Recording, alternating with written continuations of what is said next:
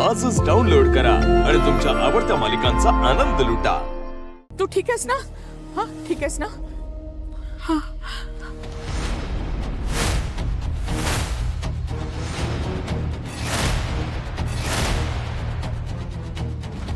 तुझी ओढणी होती ना ती?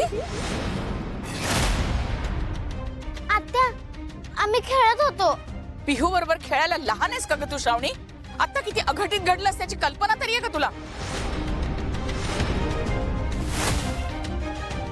जाऊ दे ना, चुकून झालं असेल। साहेब, अर्जंट मीटिंग आहे, आपल्याला निघायला पाहिजे। शिक्षणाधिकारी वाट बघतायत, निघत।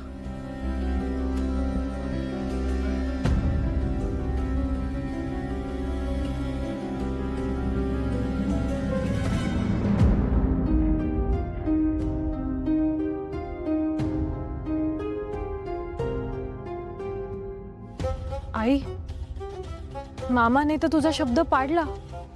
तो श्रावणीला काहीच बोलला नाही। तो आता तिच्याकडे दुर्लक्ष करतोय, पण मी असा वणवा पेटवीन की त्या आगीतून देव सुद्धा श्रावणीला वाचवू शकणार नाही। तिला या कुटुंबापासून कायमची दूर करीन। बाकी व्हायचं ते होणारच। धक्का काय तट्टा लावलीस तू? घर सोडून पण का? आमचं मन रमत नाहीये इथे। पण का? धक्का माझं काही चुकलंय का? नंदाका, कशाला त्या माणसांचा विचार करतेस? मी तुला वचन देतो, आपल्या मोक्षासाठी ना त्या मुलापेक्षा सुद्धा चांगला मुलगा आणून उभा करतो मी। अरे गेलं ते स्थळ, नाही फरक पडत आपल्याला। प्रश्न स्थळाचा नाही, प्रश्न अपमानाचा आहे। मोक्षा चांगली मुलगी नाही असा संशय त्यांच्या मनात आलाय। अरे तू मंत्री असून सुद्धा त्यांनी आपल्याला नकार दिलाय, कारण आपल्याच घरातून काहीतरी वेगळं ऐकवलं गेलंय त्यांना। मी माझ्या मुलीच्या आयुष्याचा खेळ मांडणार नाहीये विश्वंभर। नंदाका, शांत हो। हे बघ, असं तू टोकाचं पाऊल नको उचलूस। अगं, काहीतरी मार्ग सापडेल आपल्याला। पृथ्वी, तू उगाच माझं सांत्वन करू नकोस। हे जे काही सगळं झालंय ना, ते केवळ आणि केवळ श्रावणीमुळे झालंय।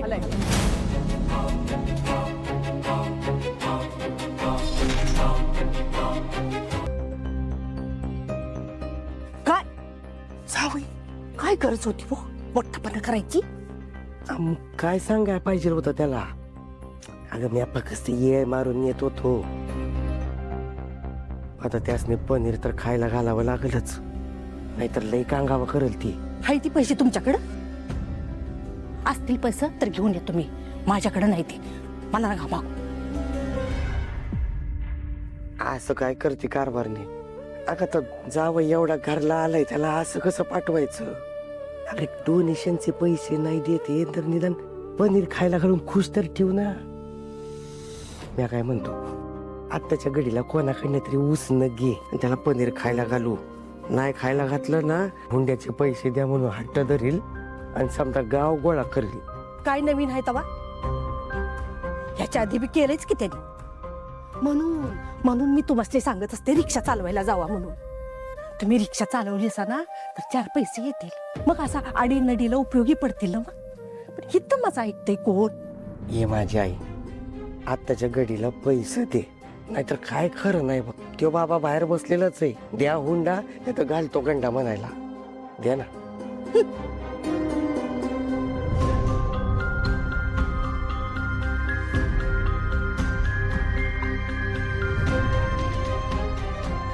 घ्या, अशी करून ना माझी बचत सगळी मोडून काढणार आहे तुम्ही। त्या बचतीतले 100 रुपये जास्ती ठेवून पनीर माग असेल तर माणूस आहेसा तुम्ही।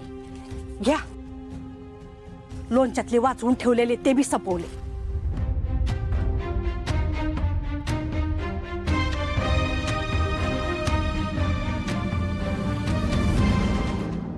श्रावणीला मी माझ्या काळजाचा तुकडा समजत होते। लहानपणी अंगा खांद्यावर खेळवलं होतं मी तिला, स्वतःच्या हाताने घास भरवून मोठं केलं होतं। आणि त्या श्रावणीने माझ्या पोटच्या गोळ्याचा संसार फाटण्याआधीच मोडला। का? काय गुन्हा केला होता मोक्षाने? विश्वंभर हे बघ, आम्ही जर या घरात राहायला नको असू, आमची अडचण होत असेल ना, तर आम्ही आत्ताच्या आत्ता या घरातनं निघायला तयार आहोत. तुझी मुलगी तुला लखला.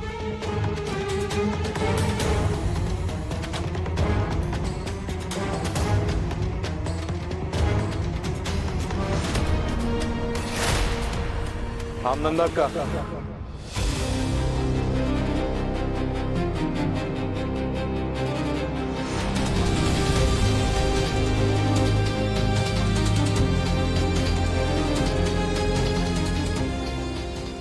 नंदा तू लक्ष्मी आहेस या घरची.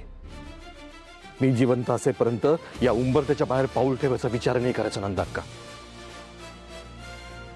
या जगात मला तुझ्याशिवाय दुसरं कोणीच महत्वाचं नाहीये.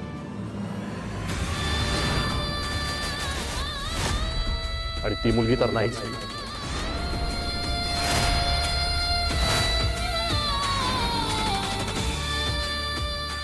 तिला रक्ताच्या नात्यांची कदर नाही.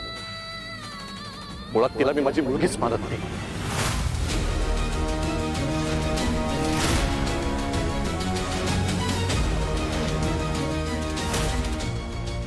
विश्वंभर, आता रागाच्या भरात तू तिला घराबाहेर काढू नकोस. हा, मी तुला परत सांगते, आमची जर अडचण होत असेल, ज्याला या घरातल्या माणसांची अडचण होतीये त्यांनी हे घर सोडून निघून जावं.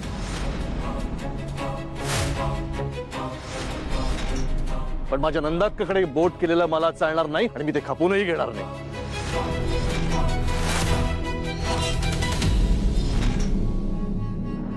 साहेब,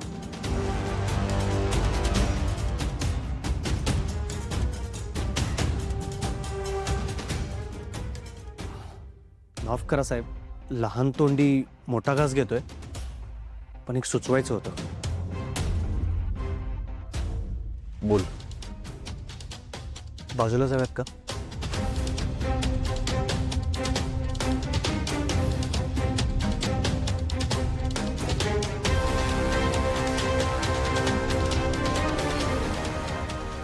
हा शुभ्या याच्या कानात काय सांगतोय?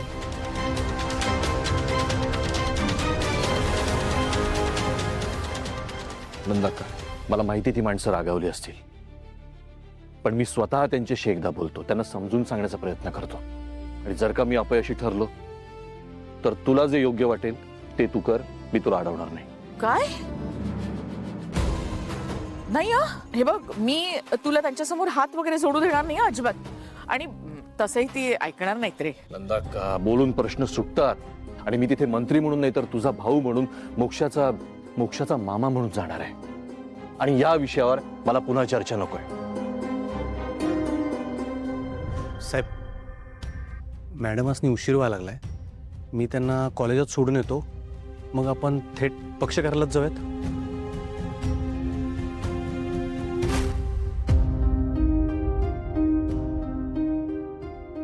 मॅडम, परीक्षेला उशीर होते.